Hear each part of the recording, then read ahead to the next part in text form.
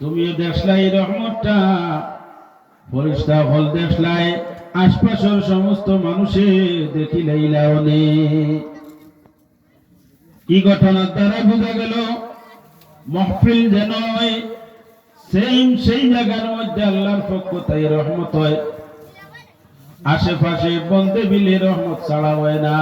রহমতটাও দেখানো ওয়াজ মাহফিল বাগান সাজানি হয়, এটা দুনিয়ার জন্নতি বাগান বনে যায়। যত সময় মাহফিল চলে তত সময় স্থানে বাগানে পরিণত করা হয়ে যায়।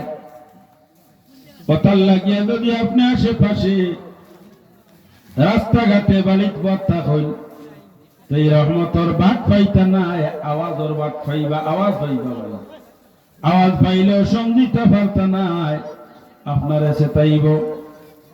কথার লাগিয়া যারা রাস্তাঘাটে চলাই ফিরে হাঁটাত আছেন, মহফিল আই গেলে